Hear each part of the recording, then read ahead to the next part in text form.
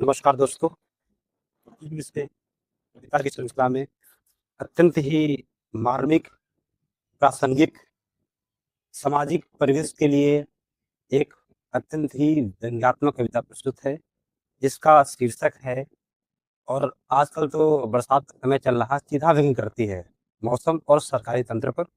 कविता का शीर्षक है टपकता छप्पर, सूखता विश्वास।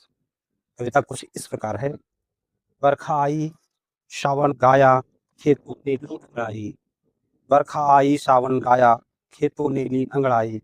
पर मेरे आंगन में किस्मत ने फिर से आग लगाई। छप्पर मेरा टप टप रोता, छप्पर मेरा टप टप रोता। दीवारें भी कांप रही हैं, भीगे बिस्तर, भीगे सपने, सांसें तक भी भीग रही हैं। एक कोने में माँ बैठी है, आंचल से पानी रोक रही। बच्चों की भूखी आंखों में झूठी नींद ही बो रही।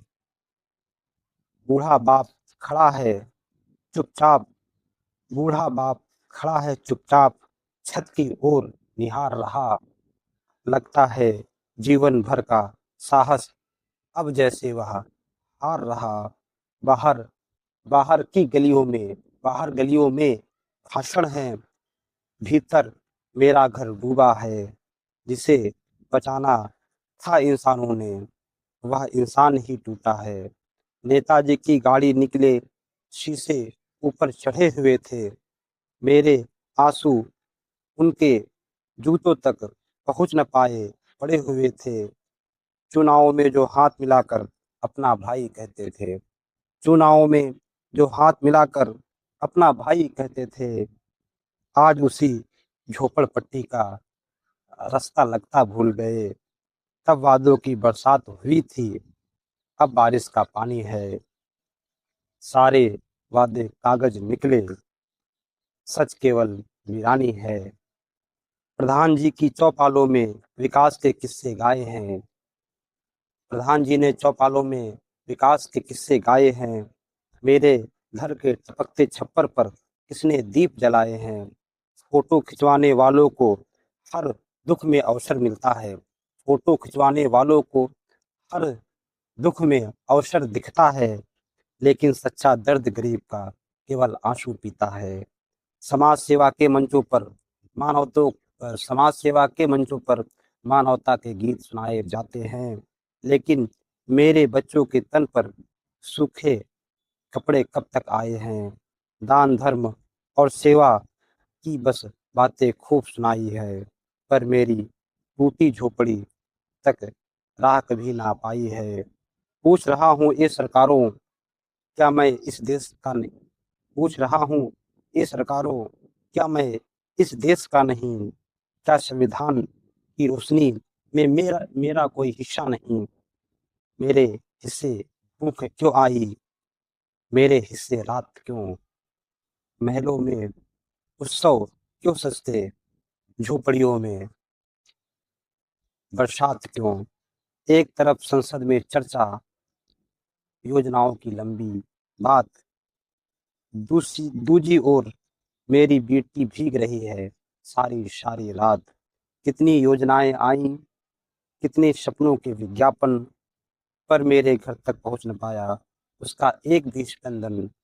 मत कहना कि देश बदल गया है, मत कहना कि देश बदल गया है। पहले मेरा घर तो देखो, भीगे चूल्हे, गीली रोटी, रोते बच्चे का स्वर तो देखो। यदि विकास सचमुच आया है तो मेरी बस्ती क्यों रोती है। सीधा सरकारी तंत्र पर व्यंग्य है कि यदि विकास सचमुच आया है तो मेरी बस्ती क्यों रोती है। क्यों हर सावन की पहली बारिश मेरी उम्मीदों को धोती है। मैं भी वोटर, मैं भी नागरिक, मेरा भी सम्मान करो। मेरे जीने के अधिकारों का थोड़ा भी तो ध्यान करो। छप्पर केवल घास नहीं है, छप्पर केवल घास नहीं है, यह सपनों की छत होती है। जब यह टपक टपक कर रोती, तब मानवता भी रोती है। याद रखना इस सत्ता वालों, कुर्सी सदा नहीं रहती है। याद रखना इस सत्ता वालों, कुर्सी सदा नहीं रहती है। जनता की आहें चुप रहकर भी इतिहास लिखा करती हैं। जिस दिन आंसू बोल पड़ेंगे, जिस दिन आंसू बोल पड़ेंगे, सिंहासन हिल जाएंगे, तपकते छप्पर वाले हाथ ही एक दिन राज बनाएंगे।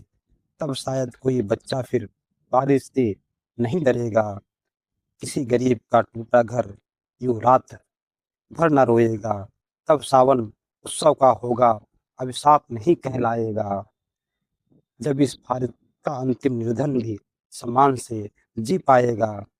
भारत में कच्चे घर की संख्या पहले से तो बहुत कम हुई है। अगर कविता का सारांश देखा जाए, जो भारतीय जनगणना 2000 का जो आंकड़ा था, तो उसमें क्या था, 13 से 14% आबादी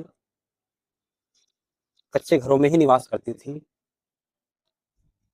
लेकिन बाद में जो ग्रामीण सर्वेक्षण हुए, उसमें धीरे-धीरे स्थिति सुधरी है। लेकिन आज भी ये देश का दुर्भाग्य है कि राजनेता कहते हैं कि देश विकसित हो रहा है, विकसित होने वाला है, 2047 तक विकसित हो जाएगा। लेकिन आज भी करोड़ों लोग कच्चे घरों में रह रहे हैं।